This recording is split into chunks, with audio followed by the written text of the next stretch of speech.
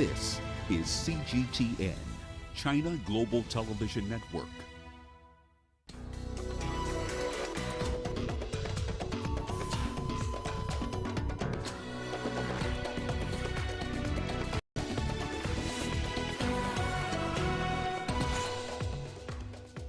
The World Trade Organization is reviewing a proposal to suspend patent rights for coronavirus vaccines.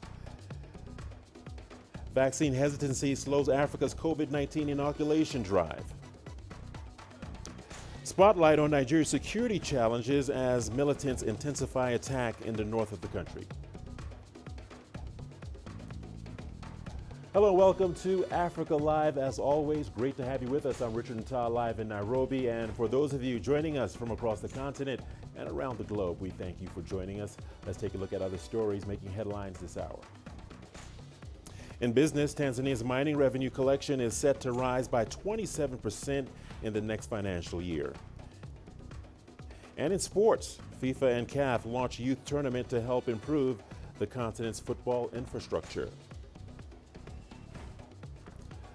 Once again, welcome to the program. Let's begin with the World Trade Organization, where members will assess on Wednesday a proposal to waive patent rights on COVID-19 vaccines.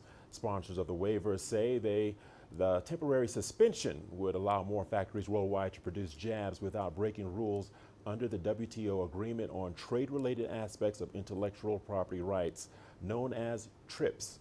The WTO agreement on patent protections play a central role in facilitating trade in knowledge and creativity and resolving trade disputes over intellectual property. It frames the IP system in terms of innovation, technology transfer, and public welfare. The proposal to ease up on patent protections for vaccines was submitted by South Africa and India in October and is backed by 60 countries. 10 meetings in 7 months have failed to produce a breakthrough, and Angela Coppola has more. They're hoping that by waiving patent rights, vaccines would become more readily available around the world. South Africa is one of those countries, but not everyone here agrees. Demand is outstripping supply, not because of IP, but because of our inability to scale up production for global demands. So if IP access is a barrier, it may be a barrier in the future, but at this moment in time, these vaccines, in my opinion, don't cost a lot of money. They're between $10 and $35 US. And some of the issues are around a lot of countries prepaid for these vaccines. They got into deals with manufacturers long before the vaccines were found to be efficacious. So, and the companies are struggling to meet this commitment. There are other concerns that experts have. Should intellectual property rights be waived? Even if we do away with IP, how do we ensure that there is good quality vaccines made at scale? It makes me worried when we see the Baltimore plant who was making both J&J and AstraZeneca have contamination. So if we do away with IP, we also have to make sure that we don't throw quality down the drain as well. Gray also wonders why calls aren't being made for the waiving of patent rights on COVID-19 diagnostic tests. No one's calling for IP to be given up for diagnostics, and there's much more money in diagnostics because you do diagnostics over and over again, and yet no one is it seems also strange to me that we focus on a drug or a vaccine, but we don't even address the issue of diagnosis. Whatever decision is taken by the WHO, many people in poorer countries still don't have access to tests or vaccines, and it's a moot point, analysts say, whether it has to do with waiving the patent rights or the lack of manufacturing capacity. What's needed, experts say, is public investment in manufacturing capacity so that those vaccines can be produced. And it's got to happen as soon as practical. I'm Angelo Coppola for CGTN in Johannesburg, South Africa. All right, let's bring in Jeffrey Mpalele. He's the Vice President for Research at the South African Medical Research Council. Jeffrey, thank you for joining us here on Africa Live. Professor Jeffrey Mpalele, what's the likelihood this proposal will move forward? From your perspective, how do you see it? Thanks for having me. We hope the proposal will be agreed upon, but in case there are still some issues waiving the IP and patents rights, I think the most important thing would be to agree on the framework that could allow technology transfer and skills transfer. Because even if you have got patents and IP, if you don't have technology transfer and skills, in other words, the know-how on how to make these vaccines, the patents will not add any value to anything. All right, Professor, now these proposals to waive patents have already received opposition from some who argue that the WTO rules are already flexible enough to support global vaccine supply. Is that really the case, Professor? It could be the case in some other settings, but what the argument is at the moment is that if you have got a waiver on IP, on patents, and you also have an agreement on technology transfer and skills transfer, therefore you will allow manufacturing of these vaccines in a number of countries. And we know that this is not really threatening innovations in other products. It's very much specific on COVID-19 because COVID-19 is a pandemic, and we want to intervene on the pandemic as soon as possible. And it should be specific for COVID-19. It's a temporary thing, and it may even extend to treatment drugs later, and not just be limited to vaccines. Okay, that brings me to my next question. There are also concerns that this could jeopardize innovation. And what do you think is the best way, Professor, to support global COVID-19 vaccine supply? It should not jeopardize innovations at all. We know that from business perspective, it makes perfect sense that if you innovate and you would like to recover the costs of innovation. So if you do technology transfer, you can actually set up a framework on conditions of technology transfer so that you are still able to recover the costs. But because you are in extraordinary situation of a pandemic, recovering costs and making exorbitant profit are two different things. So the aim should be really to recover the costs on innovations, regardless of how the technology transfer is done. All right, Professor Jeffrey Mpalele, let's leave it there for now. Thank you so much for your expertise on this subject matter. Moving on, health experts across Africa have expressed concern over vaccine hesitancy on the continent. The medics fear that a combination of comments by some leaders and mixed messages over expiry dates have fueled this hesitancy. CGTN Joy Karuki Juma reports. Vaccine hesitancy is rife in several parts of Africa, including in Kenya. When Dr. Edith Serem received her COVID-19 jab at a hospital in Nairobi where she works, nurses joked she might start speaking a foreign language. I told everybody who I was working with that I had gotten the vaccine, and of course you get these comments. Some, according to Dr. Serem, got the AstraZeneca shot after watching her closely for side effects. Others in the Kenyan capital are still hesitant. Africa has so far secured a relatively small number of COVID-19 vaccines. Health experts fear vaccine hesitancy is slowing rollout across the continent. There's lots of people who are still holding out on the vaccine. Quite a number of people are still waiting for something to show up. A lot of people are still very apprehensive about the side effects. Health experts attribute the hesitancy to warnings about possible rare blood clots, rubbishing of vaccines by some leaders, and mixed messages over expiry dates.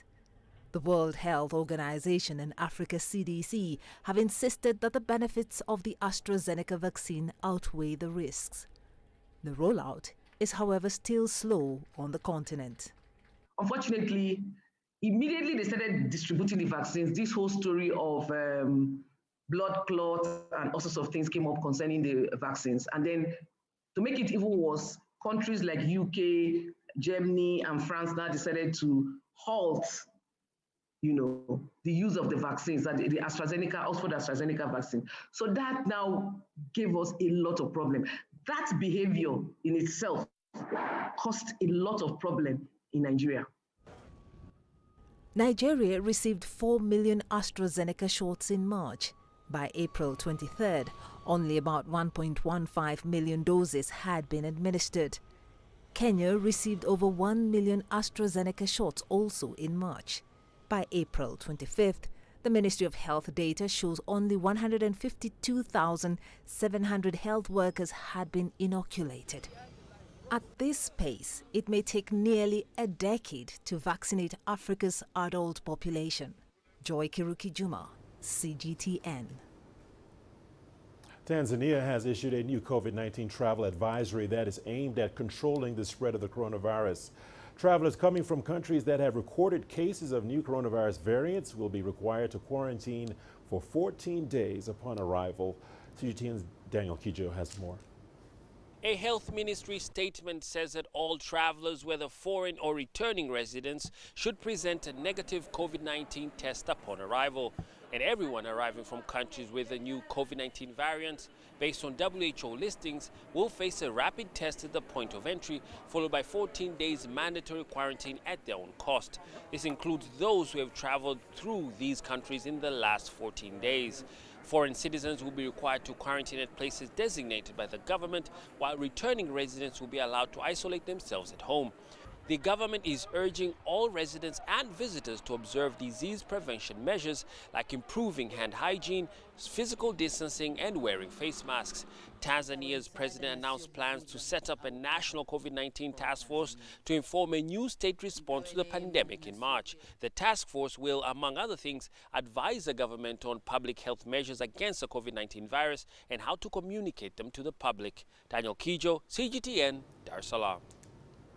Well, let's turn our attention to India, where the country has registered over 382,000 new cases today, with over 3,700 new deaths. This comes one day after India became the world's second nation after the United States to surpass 20 million total infections. The surge in cases has seen hospitals run out of beds and oxygen. India's central bank has announced $6.7 billion in cheap loans for local vaccine makers and hospitals. In Mumbai, medical resources have been stretched to the limit, from hospital beds to oxygen and ambulances. Sabar Sharma talks to some ambulance drivers to see what's happening on the ground. And in Nigeria's Borno State, militants have killed 35 people in 2 attacks. 5 soldiers are among the dead. The fighters belonging to Islamic State West Africa Province, or ISWAP, arrived in trucks fitted with machine guns, attacking a Jiri town and a military base. The latest incident puts pressure on President Muhammadu Buhari over his handling of the growing security crisis in the country. In April alone, almost 600 civilians were killed nationwide, and at least 400 were abducted by armed groups. Well, our CGTN correspondent Deji Badmus joins us live from Lagos. Deji, as always, thank you for joining us here on Africa Live. We certainly appreciate your company. Deji, I'm running out of ways to ask you about Boko Haram. Boko Haram seems to have intensified attacks on army camps in recent weeks. What's behind this onslaught, Deji?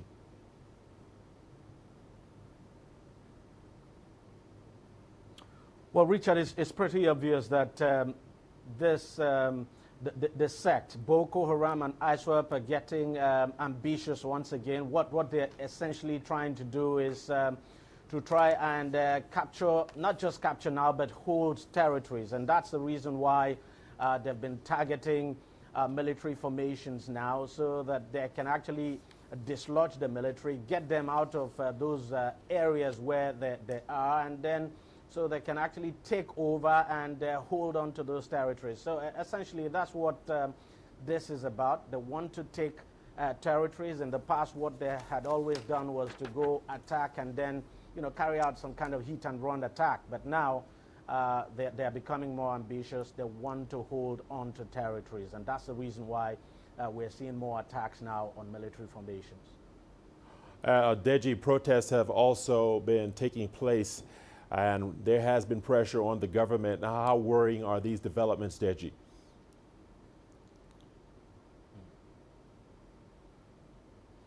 Well, quite worrying, and some of the protests, a lot of the protests we have seen are really not about the Boko Haram insurgency alone, but more about banditry and kidnapping, which are rampant in the country. I mean, as we speak today, Richard, over 30 students have been held by bandits in Kaduna State, for instance, and they are threatening to kill them. And so yesterday we saw parents of the students of the Federal College of Forestry Mechanization now in Kaduna who were kidnapped about 50 days ago. 29 of them are still being held. So the parents came out, they came to Abuja to protest that the government should do something to ensure they are released. I mean, the kidnappers are demanding 100 million naira now, especially those ones now taken from the Greenfield University, that's a private university now. And as you know, the Kaduna State government says it would not pay ransom. It maintains a policy of not paying ransom to bandits. And so the parents are now mounting pressure on the president to step in and ensure that the students are released. So it's essentially why we're seeing this protest now this past few days. Well, that brings me to my final question, Deji. The Boko Haram insurgency has been going on for more than a decade now. Isn't it time to change strategy on how government deals with this issue? How do you see it, Deji?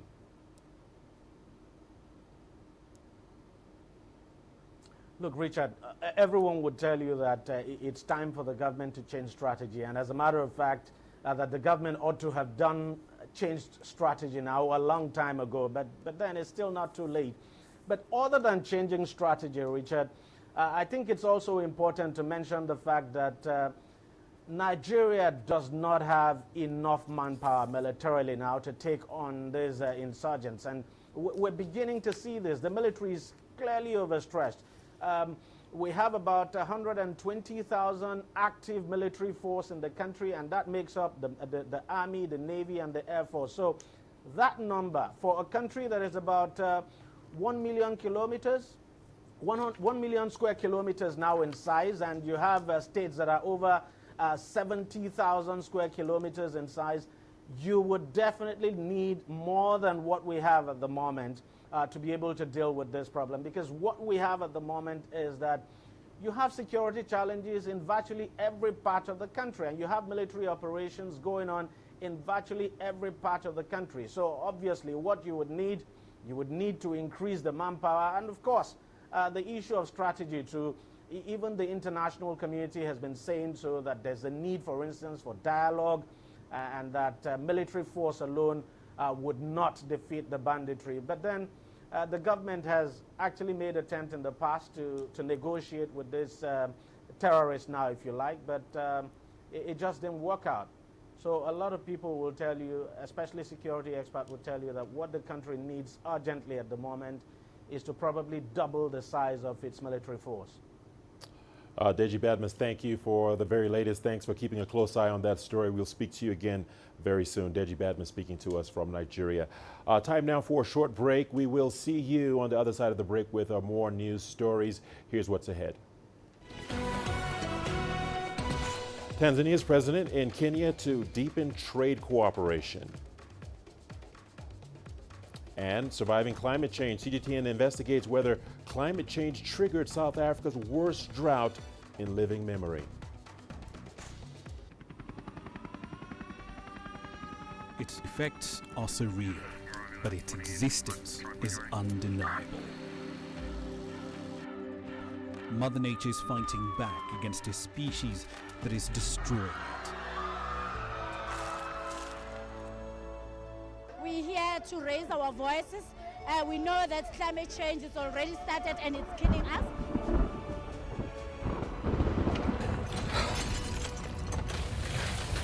It hurts.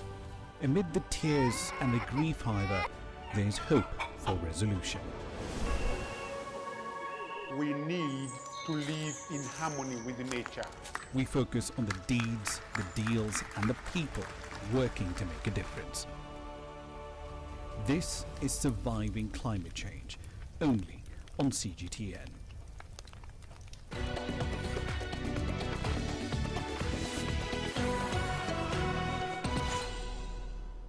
Welcome back to Africa Live. Thanks for sticking with us. We appreciate your company. President Uhuru Kenyatta has held bilateral talks with his Tanzanian counterpart, Samia Suluhu Hassan. Kenya and Tanzania are working to deepen trade cooperation. CGTN's Daniel Arap Moy reports.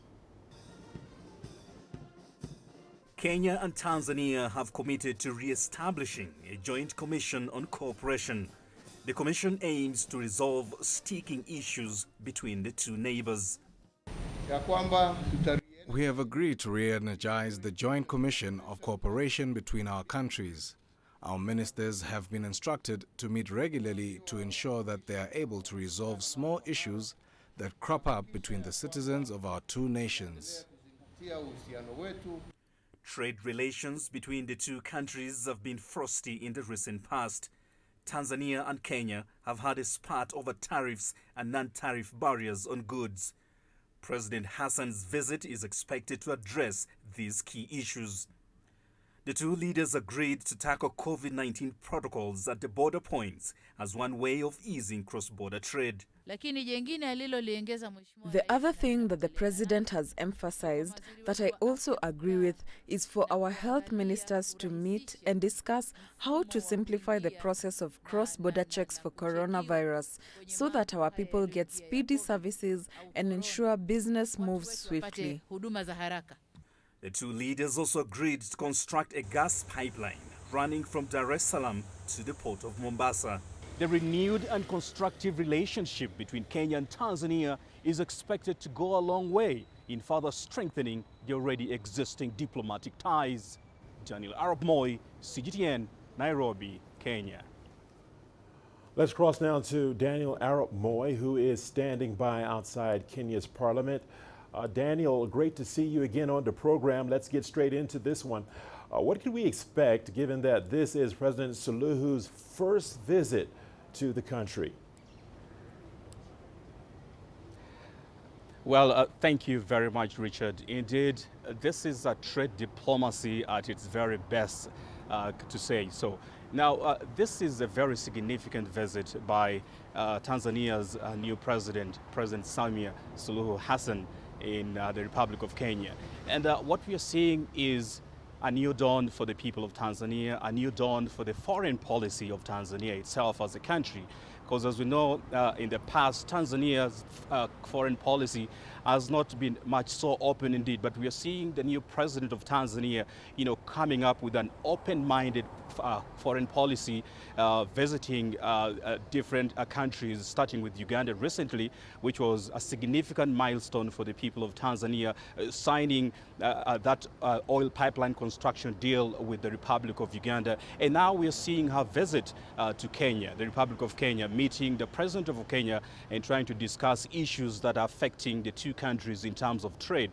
Now, of course, we very well know that relations between the two countries have been frosty in the recent past, and this is something that we see the president of Tanzania is trying to address, visiting with her counterpart, President Uhuru Kenyatta, here in Kenya. Now, there have been sticking issues between the two countries, and one of the key issues that the two countries are trying to address is the question of tariffs and non-tariff barriers. This is something that the two leaders yesterday spoke about passionately, and they agreed that the question of tariffs and non-tariff barriers between the two countries need to be addressed and addressed immediately. And they both agreed yesterday that their ministers of trade between the two countries will meet up in the coming weeks and days to try to address the question of tariffs and non-tariff barriers to allow smooth trade between the two countries. So it is a significant visit indeed, and we do expect that this afternoon when President Samia Suluhu Hassan visits the Parliament of Kenya today, because she's scheduled to address the Parliament, the National Assembly of Kenya this afternoon. We do expect that she will be able to highlight some of the key measures that our government is looking forward to in terms of addressing the bottlenecks that are affecting trade between the two countries. So yes, indeed, this is a great diplomatic practice between the two countries, and we hope that it can only lead to the very best between Tanzania and Kenya. All right, Daniel Arap Moy, a new dawn for both countries indeed. Daniel, thank you for that update and report. We appreciate it.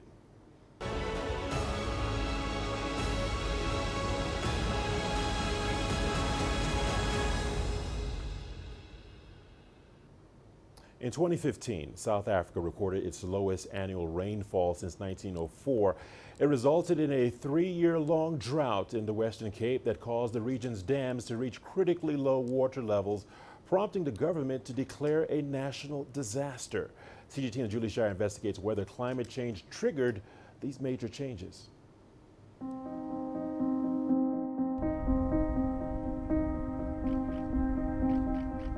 South Africa's Western Cape drought had the province and the city of Cape Town on its knees. The 4-year-long drought resulted in widespread water shortages, significant drop in agriculture production, and tens of thousands of job losses. I set out to ask scientists, experts, and farmers if the effects of climate change were to blame. This was South Africa's worst drought since the turn of the 20th century. I mean, since 1900, we never had a drought of that magnitude. It was one of the most devastating in the country. It affected not only agricultural sector, not only water availability, but it affected the entire economy. That's how devastating this drought was. To get 3 drought years in a row is a very difficult situation, and no one can predict that, no one can expect that. This time, after 1 drought, we thought, well, if it rains next winter, we'll be fine. After the 2nd drought, we thought, well, we've got restrictions going. If it rains the next winter, we'll be fine. And then it didn't rain. We detected at least a degree of warming in the last 100 years. And this is due to human-induced climate change, which is emissions, carbon dioxide, and other emissions into the atmosphere. And this is manifest mostly in increasing temperatures and in changing rainfall. Developing South Africa's capacity to predict and adapt to the global climate crisis is critical, and it's all being monitored here. Our projections indicate that we are expecting a more drier South Africa, and that tells you that we can't just be depending on rain-fed rainfall. We need to be thinking about other means how we can diversify. So the model that we are developing right now, we want to make it more suitable for the South African conditions. We know at the moment that the current model we are using struggles with capturing the intensity of extreme rainfall events. And when we develop the model ourselves, we will be able to make improvements where we find that there is something that is missing. So there are signs that the South African region is already being impacted by climate change. If we think in terms of what we have experienced over the past few years, the Cape Town drought, 2015 to 2017 period, that was characterized by a few years in a row with below normal rainfall. A study did show that climate change contributed to that lack in rainfall. That study was performed by some of our colleagues at the University of Cape Town. The climate change projections for the Western Cape are not good. They are saying that we're going to get warmer and we're most likely going to get less rain. Those are the projections, and we've seen the trends showing that. And whether these more frequent droughts are a sign of that, we don't know for sure. But in the last 20 years, we've had more years below average rainfall than above average rainfall. So that indicates that Cape Town needs to be doubly aware. The worst droughts in over a century wreaked havoc in this region. Now dams are full and the rains have come, but it can happen again. Cape Town's water system is almost entirely dependent on rainfall, making it highly vulnerable to climate variability and change. Water is life. Without water, you don't have life. The 2015 to 2018 period was devastating for so many people and so many farms because everybody woke up very late. Climate change is a massive problem in our lives, and for me personally, it's a very, very big part of who I am as an individual and how we run our farms and how we operate. So it's consciously, it's in my mindset every single day. Cape Town woke up too late. Definitely now, there's a much more consciousness that when the next drought comes, we will be a lot more prepared. And the crazy thing is with global warming, it's happening so quickly. Temperatures are lower than they've ever been.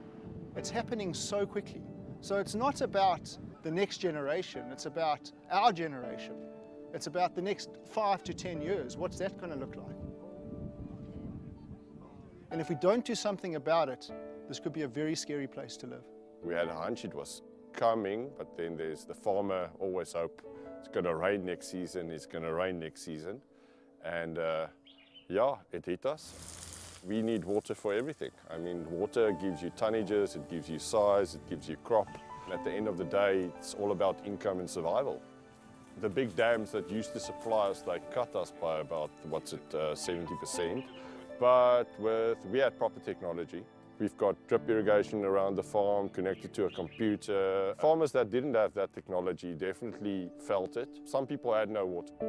I think climate change got a lot to do with it, and I think there was a bit of ignorance as well. I think especially the city of Cape Town, they saw this coming a long time ago. No dams have been built in quite a while. I think they could have started a long time ago just educating people. Water restrictions maybe a year or two earlier, so the dams could be fuller for a longer time. 2015, start of the drought. 2016, was probably the worst harvest we had in many years. Went all the way through to 2018. Only 19 and 20 that we're sort of starting to recover. We had tremendous issues with quality during drought because the grapes just don't have the flavor profiles they should be getting. Having an effect on what are we going to be planting going forward. If that's the sort of weather pattern that we're going to see going forward, we need to plant grapes that can be more resistant to drought and warming climate change. Climate change is a long-term thing, you know. It's not we can't see a shift within 5 years or 10 years, but I can see in 25 years, I can definitely see a shift. Even if you go up country where I grew up, there are periods where 7 years no rain. It's changed, and we really need to adapt in our approach in the agricultural area to make sure we are geared for the future. You know. It's a very simple equation. People need water to live, to cook, to eat, to drink, but they also need water for recreation. People need water for all sorts of reasons, and one can't deprive them of that water. But it is very important that we understand and we monitor the water usage in times when we do have water. Water is a source of life. It anchors most of the economy from agriculture. So when you run out of water, you are coming very close to having an environment that is uninhabitable, that people won't live in that environment. Either their lives end or they move to an area where there is water. Climate change is really just one of our problems. Another problem is that we don't do sustainable and regenerative agriculture. If you do farm sustainably, you are more resilient against climate change. I'm Farmer Angus. I practice regenerative agriculture. And this is one of the things that we do on the farm. These are called eggmobiles. The hens, they overnight in the eggmobiles. They lay their eggs in the eggmobiles. And then we move these eggmobiles every single day of the year to fresh pasture. Angus believes that the secret in fighting climate change lies in regenerative agriculture. Just on our little farm, we have just been paid for sequestering, in other words, taking CO2 out of the atmosphere into the soil. 7,100 tons is what we sequestered over the last 3 years. And that's on a tiny scale in 3 drought years with an understocked farm. Now, just to place 7,000 tons of CO2 in context, an aeroplane from Cape Town to London and back emits 2 tons. Okay, So if we can do it on our tiny little scale, there's no limit to what the big people could do if they wanted to. We take the soil for granted, we take the soil moisture for granted, we use too many chemicals, and that kind of farming is just destroying our resource. So someone like Farmer Angus, who's looking at the soil and trying to farm properly, does two things. First of all, he makes himself sustainable and produces a product that he can sell for a higher price. My name is Mawitu, my name is Kamle. I'm doing this free-range farming. The drought was very bad in Western Cape. There was no water. On the farm, it affected us a lot. We tried so many things to survive. Climate change is affecting the weather as well. It is worrying us a lot. If we don't have water as farmers, I don't see us surviving or doing farming. Because without water, there's nothing of which we can do. We have to have water to do farming. The drought in the Western Cape is a man-made drought. And there are three factors that contribute to it. And the tragedy for me is that none of the politicians are even acknowledging the problem and therefore will not solve it. And the three problems are urbanization. The second one is alien vegetation or invasive species. And then the third thing is, of course, agriculture. Farmers aren't farming regeneratively. Very few of them are building carbon in their soil. In fact, almost none of them are. And whereas if they were farming regeneratively and they were building carbon in the soil, the more carbon, the more water holding capacity there is. So there's a way out of this drought. Despite all the global problems we have, the solutions are right here. 7.8 billion people in the world. It starts with one individual. If one person makes that difference and is conscious about the amount of water that they use, about the amount of energy that they use, about their carbon footprint, that will change the world. How do you do it? It's through education, and it's through bringing communities into these types of environments and educating the importance of water. But we can take the positives out of it as a wake-up call, as a reminder that this resource is not limitless. This resource can run out. You can be without water for a long period, and therefore consciously we need to start thinking, okay, let's preserve this resource. Because climate change is a long-term thing and the changes are insidious and they happen very slowly, people don't take it seriously. Every one of us has a responsibility to make a difference in our own lives by teaching our children, by passing on the message. I think children are the future, and if the children see us doing something and we talk about it, they will grow up having heard that, and they will grow up doing things differently. The hope is that if everyone plays their part, we can get through this, we can get over this. We all feel peaceful and happy when we are in a place like this. But without water, it can't exist.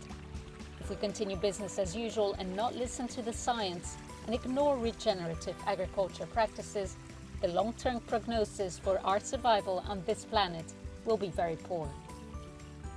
The Western Cape drought was a loud wake-up call to South Africans.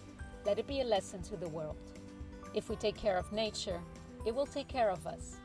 And the solution to reversing climate change might just be under our feet.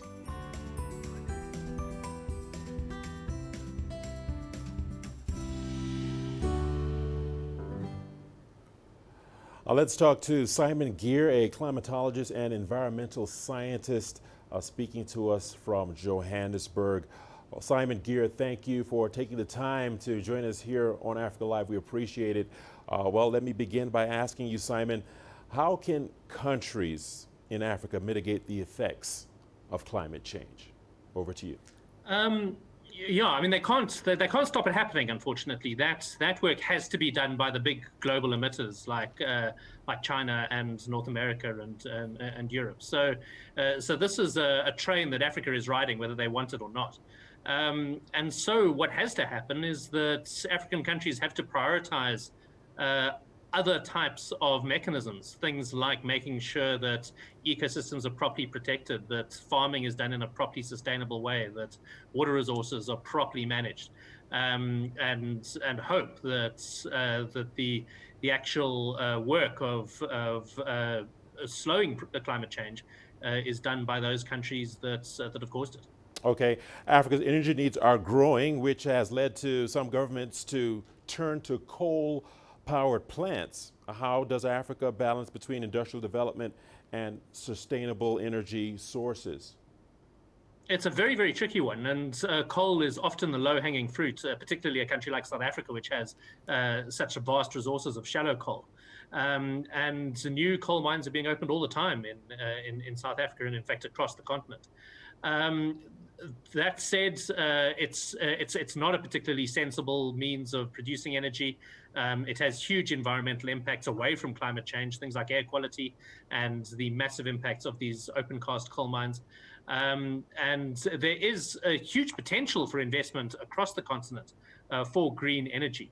A lot of the climate change legislation that's come out of the UN encourages investment of green energy plants into Africa, and the governments of the continent really need to be taking advantage of those international treaties. Okay, that brings me to my final question, Simon. Developed countries and developing countries, how can they work together to balance out carbon emissions? Well, I mean, the developed countries absolutely have to take responsibility for this. Of that, I have no doubt. And part of that responsibility is an undertaking to invest properly in developing countries to make sure that their energy mix is sustainable going forward. But without places like China, like Europe, like North America, really taking responsibility for their own carbon emissions, this is going to be a global problem that carries on happening. But the big, I think the big thing that has to really be focused on is proper multilateral projects that develop and sustain agricultural systems and energy systems across the African continent to make sure that they are cleaner than the Northern Hemisphere equivalents. Okay, Simon Gear, climatologist, speaking to us from Johannesburg. Thank you for adding your wisdom to this conversation.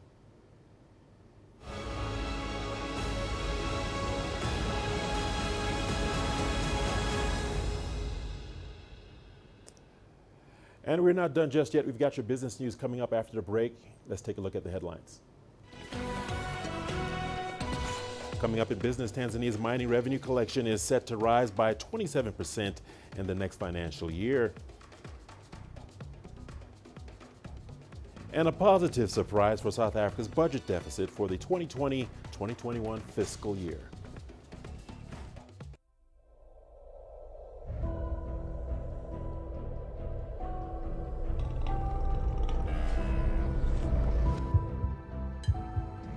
Taken me completely out of my depth, but at the same time it's exciting. It's new, it's different, it's a challenge. It's really exciting.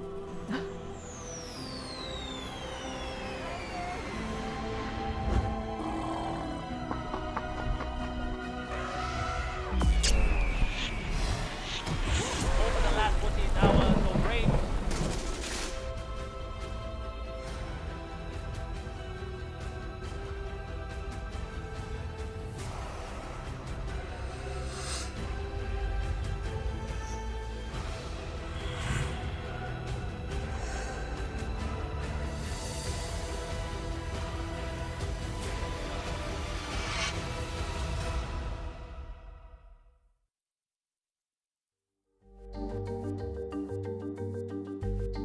Africa Live. Find your voice.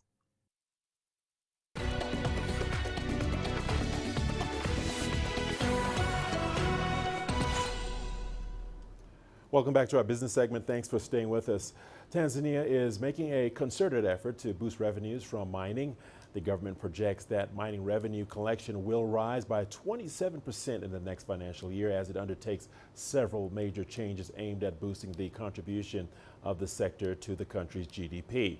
Part of the government's plan is to improve control and management of mining operations. CGTN's Daniel Kijo has more.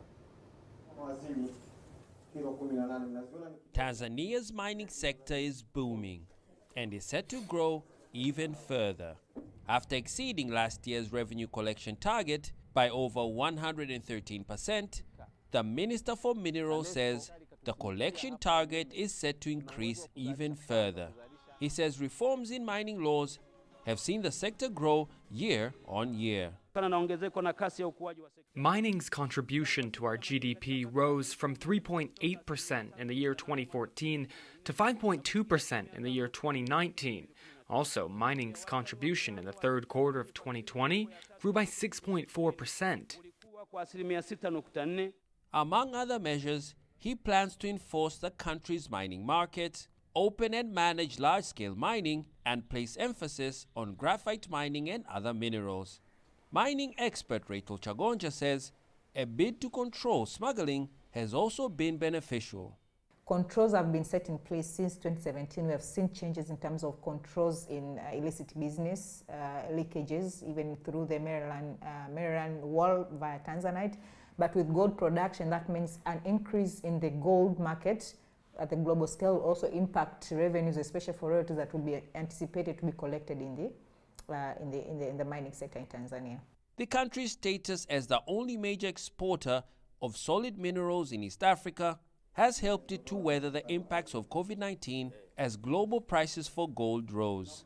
But lockdowns limited the sale of other minerals. Restrictions in terms of flights, travel bans have inhibited the flow of international buyers who used to come to buy from the Tanzanian mining sector, especially on the gemstones. To reduce dependency on gold exports, the government plans to also develop strategies to strengthen the market for Tanzanite and other gemstones in the country. Tanzania is the fourth largest gold producer in Africa, following South Africa, Ghana, and Mali.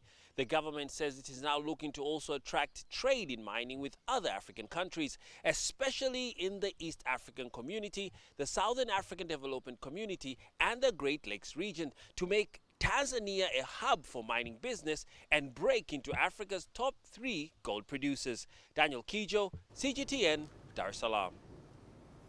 South Africa's main budget deficit for the 2021 fiscal year is smaller than the government's projected after spending the undershot estimates and upside revenue surprise. Africa's most industrialized economy recorded a shortfall of $38.1 billion, or 11.2% of gross domestic product, on its main budget for the year through March 2021. That compares with a revised estimate of a gap of 12.3% of GDP that Finance Minister Tito Mboweni presented on February the 24th. The better than expected outcome means the deficit on the consolidated budget, which includes total spending by the province's social security funds and selected public entities, could be less than the Treasury's projection of 14% of GDP.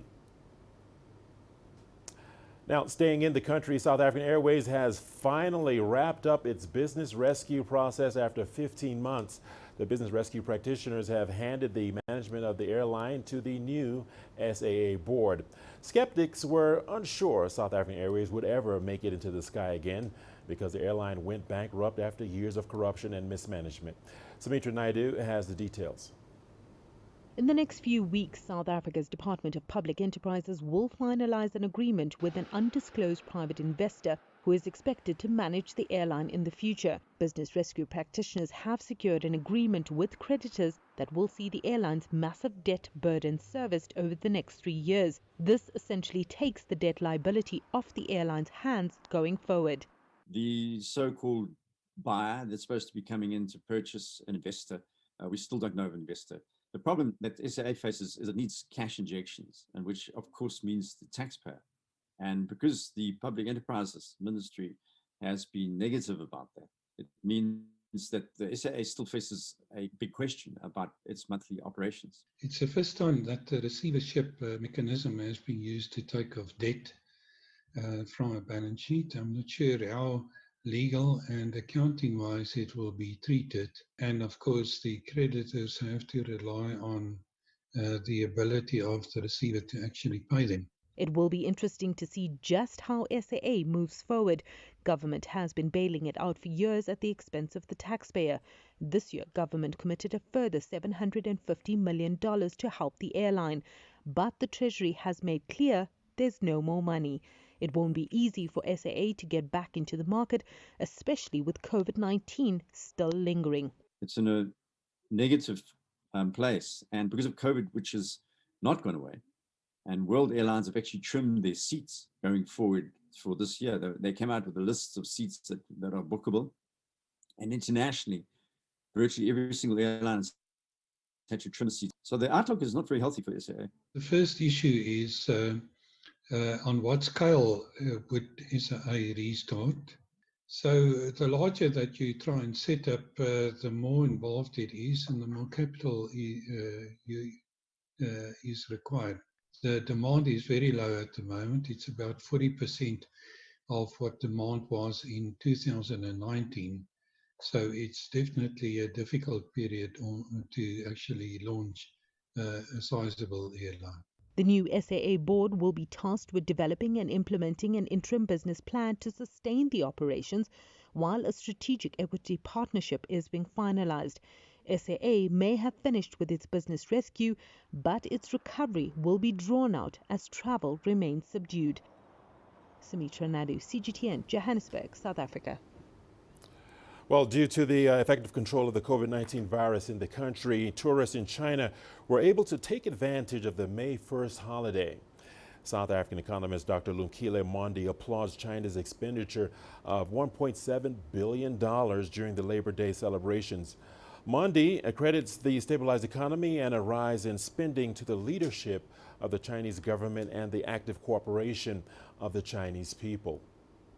It signifies to us that if we do the correct things, that is government locking down the economy and the people cooperating, the returns are enormous. Not only are you able to save hundreds of thousands of lives through the lockdown and cooperation, but also you are able to have a much quicker recovery, as we have seen with the Chinese consumption growth of just under 29%. But more importantly also, and the millions of lives that were saved through the cooperation and the intervention by the Chinese government, and more importantly also, that dealing with pandemics requires us to work together, because together we're stronger, and therefore many countries should take a leave from Chinese successes. And we see it already in Europe and in America, where the economy is slowly opening up, using the Chinese menu as a lesson to be learned. But more importantly, unlike China, we're very worried that in Europe and America, we haven't seen that close cooperation. The fact that people have chosen not to take the vaccine, but also others claiming and making unwarranted claims and being anti-vaccine, we're not seeing the good returns that we're seeing in China. And don't go away, we've got your sports segment coming up next. Let's take a peek at the headline. In sports, FIFA and CAF launch youth tournament to help improve continent's football infrastructure.